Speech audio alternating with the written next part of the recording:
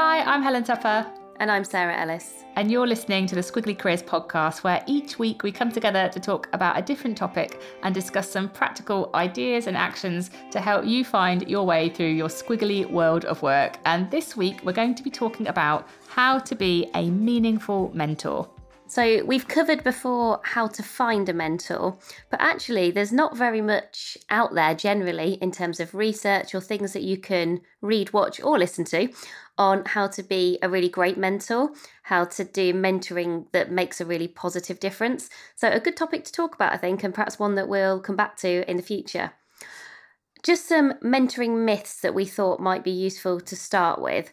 And the first thing we wanted to say is that everyone can be a mentor. Often we mistake mentors for having to be somebody who is more senior. Perhaps we think, well, I couldn't be a mentor because what would someone learn from me? And I think it's starting with the assumption that I think we've got something to learn from everyone. Everyone has something that they're great at. Everyone has something to offer.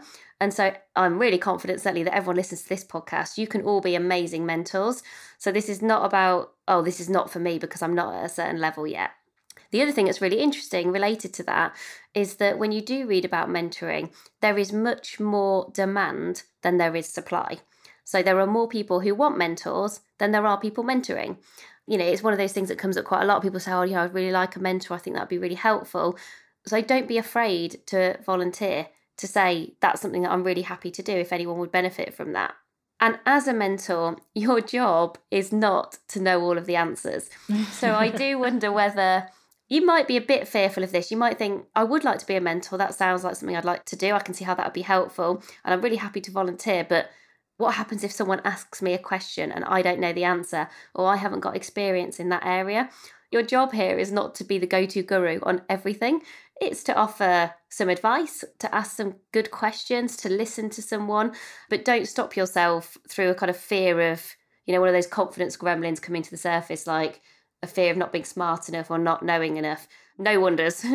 One of my first times that I can consciously remember mentoring, I used to work for Capital One, and that was probably about 13, 14 years ago. And I volunteered to be a mentor for Prince's Trust. It was something that I really wanted to do, and it was something that I could do, like, you know, on top of my day job.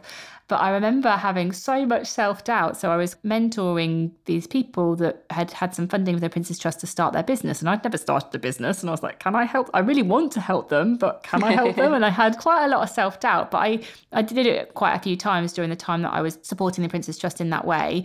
And what I realised was sometimes it was just listening or a few ideas or a bit of perspective. It was very rarely the answer. I never had the answers. I wasn't doing what they were doing. But also you can be a mentor. You don't have to have done exactly what someone wants to do. Being a helpful mentor can mean lots of different things. But yeah, don't let a lack of belief hold you back from being a great mentor. And also this brings on to a couple of other points about mentoring that we think are really important. Firstly, you might be one of many mentors that somebody has. And so if you think about the people that Helen just described starting their own business, of course it makes sense for those people to have other people who've started their own business. But somebody like Helen at that time would have offered a different point of view and a different perspective. So you can mentor one-to-one. I think it's a really good thing to always encourage your mentees to have more than one mentor. You can also do things like group mentoring, peer-to-peer mentoring. As a group of people, you might get together and think, well, we're all going to mentor each other. We're all going to help each other. And that can also be a way of getting confident and comfortable with the idea of mentoring, perhaps if it is new to you. And then the last thing, and I think some people might disagree with me on this, or certainly one of the TED Talks that I watched did disagree with me on this. I think you can be a really meaningful mentor over the short term, perhaps even as short as one conversation. Because I have had some really meaning mentoring conversations that have been a one-hit wonder, I suppose, is a good way to describe it. Those conversations where that advice, it's the right advice at the right time, and it just helps you with whatever you're going through at that moment. Yeah, I'm with you. I disagree with someone who would say that one conversation is not a meaningful mentoring conversation. And yeah, at the other end of the spectrum, I've also got some very meaningful mentors who have been mentors for a long time. So I can see that mix. But again, I don't think you should limit yourself as a mentor to thinking, well, I couldn't do this because I can't commit to, a monthly conversation of 90 minutes. I sometimes Or a lifelong commitment. Yeah, and that can feel really daunting and really overwhelming Yeah. in terms of, the expectations then you place on yourself. And I think we've got to let that go and just go, oh, maybe I could just be helpful for half an hour. And that's really meaningful. And I really love this quote from Clay Christensen, who was a professor at Harvard, someone whose work actually I've read a lot about, amazing professor who did lots of work on disruptive innovation and did lots of incredible work on mentoring. And he said, "The only metrics that will truly matter to my life are the individuals whom I've been able to help, one by one, to become better people." So we've got some ideas for actions to help you to be maybe an even more meaningful mentor than you might be already. But there are a few basics, almost like some sort of foundations that we think are just quite useful as you're starting out maybe on a new mentoring relationship with someone, just to think about, have I got these kind of fundamentals in place? The first one is about making sure that the mentee knows that the conversations will be confidential. And if for whatever reason they're not, also let them know that. Sarah and I were chatting and you said that from your own personal experience, this was quite an important basic to have in place.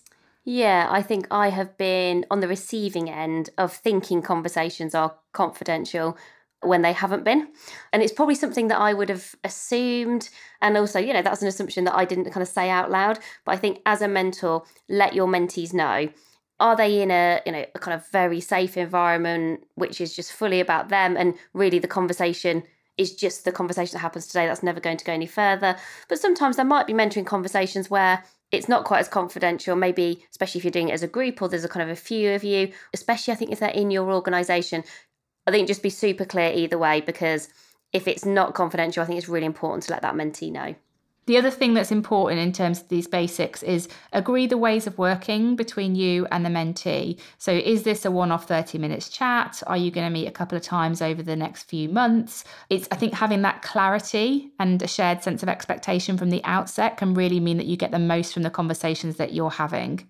And then the third thing around basics is really for you to think about, how are you going to be most helpful? So, for example, if it's useful for you as a mentor to know what the mentee wants to talk about in advance of the conversation, then let them know that. Say to them, one of the ways that I'll be able to help you most is if 48 hours before we talk, if you could just drop me a voice message or a quick email with some of the topics that you want to talk about, then ask them that. This is your time and you want to make sure that it's as impactful as possible. And if there are certain things that the mentee could do that could enable that, then just be clear with them from the outset. So you've got the basics in place. Let's assume we've all done that brilliantly, though often they're things that are really easy to forget, I think. Yeah, very true. We're now going to talk about more specific ideas for action that we think will just help you to be a really brilliant mentor. The first one is about how you get to know your mentee. Now, sometimes you might mentor somebody because you already know them really well, but often you don't. Perhaps you've been connected through two different people. Perhaps you're even part of a mentoring scheme or program where you're almost speed matched or speed dated together. And so how can you understand somebody quite quickly? Because I think the better you understand someone, the more you can help them and work out how you can be most helpful. And particularly, I think, if you imagine how a mentee feels when they are coming to that first conversation together, and we can all imagine this because we've all been hopefully mentors and mentees, it can be really nerve-wracking. You're not sure where to start. And perhaps some of these questions, the kind of getting to know you questions, are even things that you could suggest that your mentee has a think about before the first conversation. Back to Helen's point about, yes, you might ask somebody, well, think about before our conversation, what's most useful for us to talk about today. But you could also just, if you're having more of a speculative, explorative chemistry conversation, questions like, what are you most proud of? What's the biggest challenge you've overcome? Who's really supported you in your career so far and how? Those quite broad questions where people can pick and choose what they want to share and what they feel comfortable sharing. Certainly if this was me as a mentee, I'd always appreciate these questions beforehand because I'd like to think about things. Other people, perhaps, on the spot would be great at answering these. But I think, some of those getting to know you questions can be really helpful.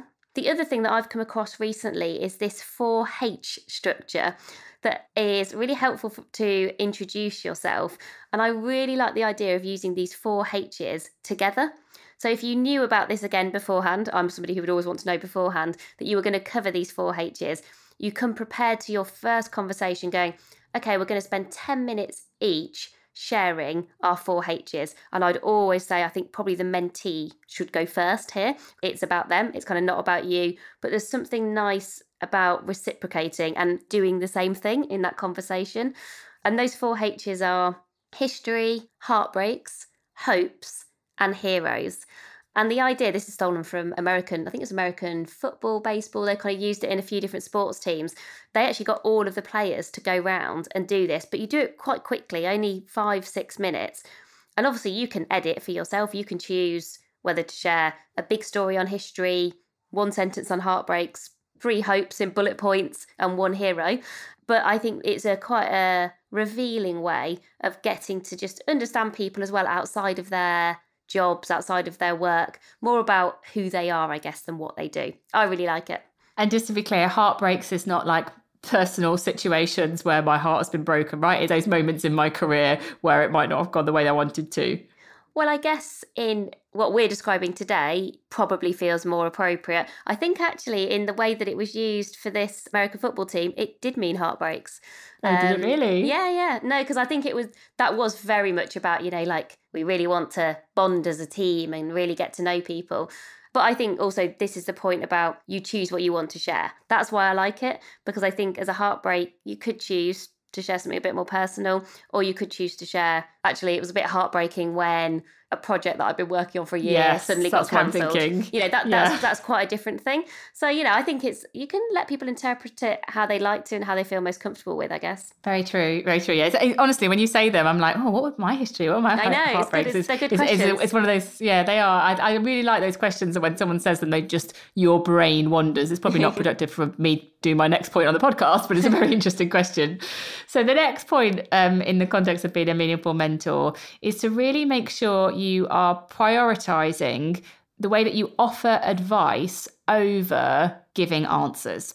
So it is likely that you've been approached to be a mentor because your mentee feels like maybe they've got something in common from you, and definitely they've got something that they can learn from you. Maybe you've had a shared experience, or their context in a way that's helpful to them.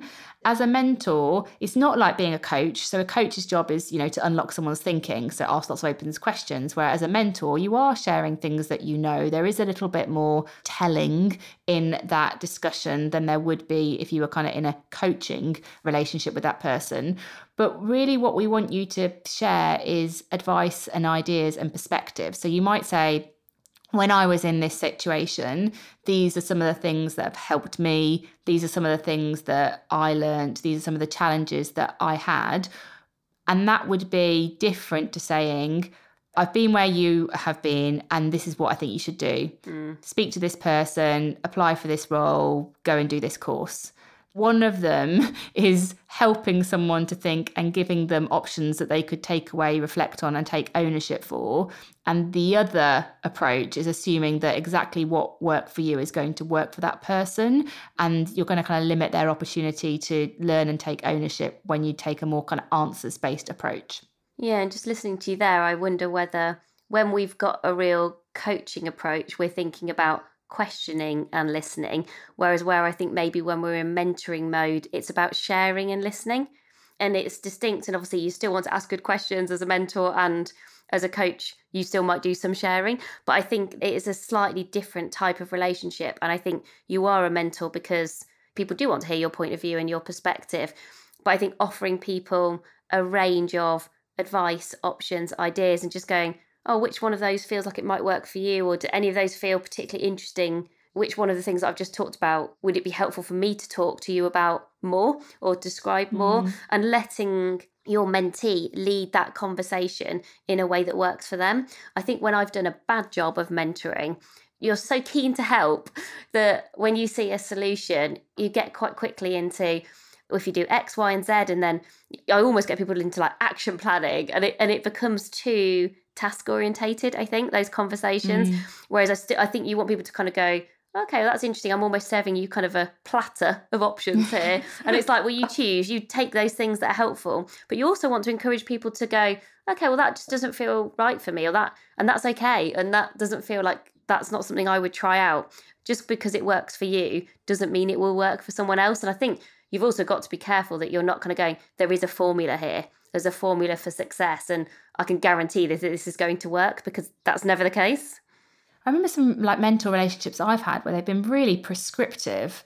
I think they've sort of badged it as advice, but it's felt more like a prescriptive solution for what I should do.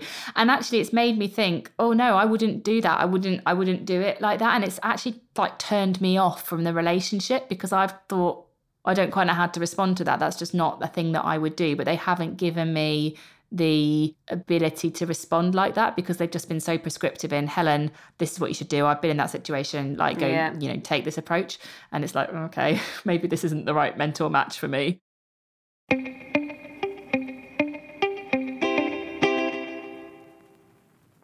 And so our next idea for action, I think, is as much about what you do outside of the conversation as to what you do in the conversation. And it's about connecting the dots. So I think as a mentor, one of the things that you can really offer to people that you're mentoring is connecting with other people, places, opportunities that could be interesting for them. And that can be as simple as a one-line email that just says, I saw this and thought of you. I thought this could be relevant because you've heard someone talk about their challenge. Let's say they want more gravitas in meetings. You see a great article or a podcast or something about gravitas, and you just do that one step, you take that one action to kind of send it their way. And that shows that you're thinking about them, or being generous very specifically with your contacts. To that point about, we don't really want people to have only one mentor. You might listen to someone and think, I can give you a point of view on this challenge, but actually I think there's probably someone who'd be even more useful, or who could just provide a different point of view, especially if you feel confident that that person would probably give up a bit of their time or share a bit of their advice. Again, making those introductions and those connections is also how you can be really valuable. So I think, yes, think about how you can have a really good quality mentoring conversation, but also think about how you can connect the dots outside of the conversation. When people have done that for me in my career, it has been so helpful. It's almost that thing of those people can spot opportunities that you can't spot and see for yourself, and they just know people that you would never get the chance to talk to otherwise. And I've always been so grateful and so appreciative of that. And some of those things lead to really significant points in your career. So if you can do that for people, like, it's just so valuable. I think as well, in listening to you talk about those things, that's almost like when a mentor can also become a bit of a sponsor. So when they spot the opportunities and connect them. And because I think sponsoring and getting, a sponsor is a specific thing in itself. We also have an episode coming up on sponsorship. So that might be, it's not out yet, everybody, and I'm not intentionally teasing you, but we, as part of our Ask the Expert series, we spoke to Sylvia Ann Hewlett. She has just a book about, don't get a mentor, get a sponsor or something, but she talks about why it's good to have both. And I think that could be a good listen after this one, could be that one. It's out in a few weeks, but kind of wait for that one and it might help you as well. I feel like you're doing like a, proper like Netflix teaser. No, I know it's not intentional, because we're never intentional about things. We're never we're never smart or sophisticated enough to be intentional. But I do like the fact you at least gave it a go. Coming soon to the Squiggly Careers podcast. It's only because our Ask the Expert interviews, we have to really plan those so we can get people's time. Whereas normally Sarah and I are like, right, what is on people's mind right now and we can talk about next week. So we are responsive, but we have to be very planned with our guest speakers. Anyway, it's coming up.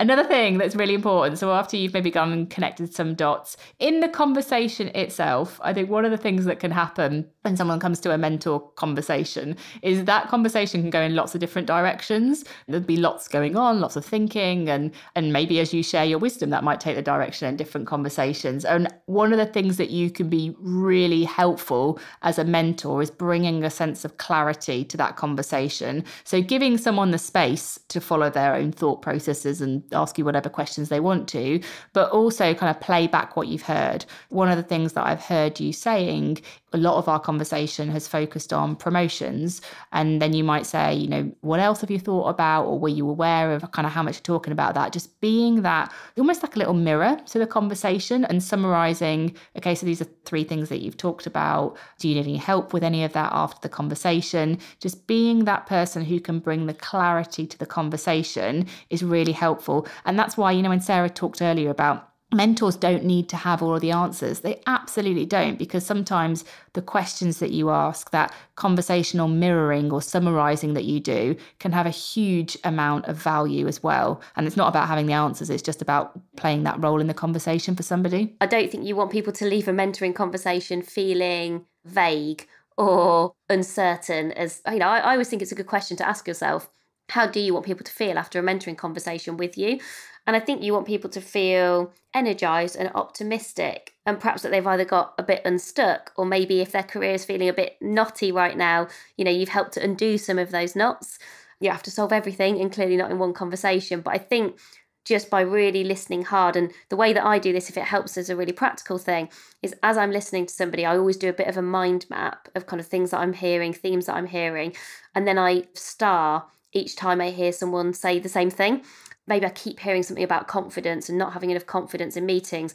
I'll just star it again and star it again, so that then when I'm summarising, because it's a hard skill, it takes practice, I've got a visual cue and reminder of going, okay, well, if I look at the 3 stars on my mind map, okay, so we've got a challenge around confidence, we've talked about this, we've talked about that. And also, if there's something that someone's mentioned that they then skip over, but I think might be important, that's also the point I bring that up. So I actually did a mentoring conversation with someone recently where then sort of halfway through, they were talking actually about career change and career transition, but then they mentioned being an introvert and how they felt that held them back and it had got in their way, but they moved on really quickly. So I just made a note because I thought, okay, well, that's probably not the focus for today, but that does feel like something interesting and I don't want to ignore that. Again, I just asked at the end of the conversation, said, oh, and I did hear you mention being an introvert feels like a challenge for you. I'm really happy to come back to that in a future conversation if that would be useful for you. And again, you're asking that other person to go, you decide, but that was something you heard. So I think summarising is so valuable. Our next idea for action is actually about reverse mentoring. Mentors will say, well, I learn as much from my mentee as I think they do from me, or perhaps I feel like I learn even more from my mentee. And we should all remember that, which is why we should all feel confident about asking for mentors.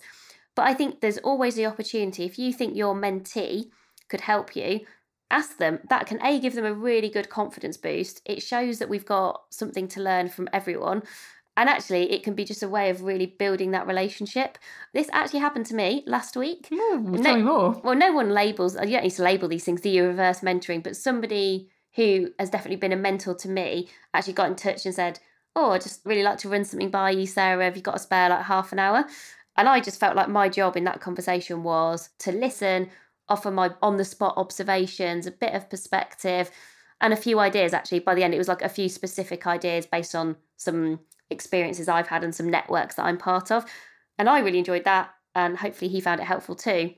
And I think that's a good example of, as you build these relationships, you don't always need to feel like, oh, I must stay in the role of mentor the whole time. It's absolutely fine to have that flow between sometimes feeling like maybe you're being mentored and even having the vulnerability and bravery to ask for that when you need it. And our final idea to help you be an even more meaningful mentor is to give your mentees the option to opt out. I feel like it's a really strange advice, isn't it? If you want to be a more meaningful mentor, give a chance to people to not be mentored by you anymore. Yeah.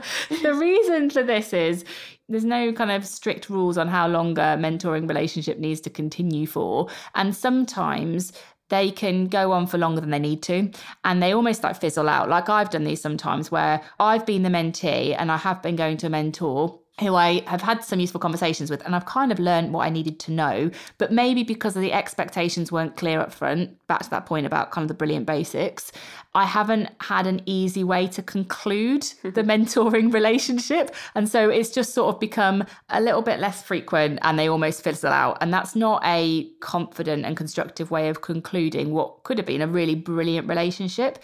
So as a mentor, what you can do is make it much easier for a mentoring relationship to conclude or to continue. And you can create the trust and the safety so that the mentee can make that decision. One way that you can do that is by, when you're coming to the end of your conversation, it's likely that you've talked quite a lot, they've probably heard quite a lot of different advice from you, maybe say to them, do you want to reflect on what we just talked about and let me know if it would be helpful for us to have another conversation, in a couple of weeks or a month or so, depending on, what felt right, depending on the thing you were talking about. But give them that option. They don't even have to decide then and there. I wouldn't put someone onto the spot and say, would you like to talk again? Because they're going to default to yes, no, probably. No, no, this has been awful. Don't do that. But just say to them, look, why don't you reflect on the conversation today?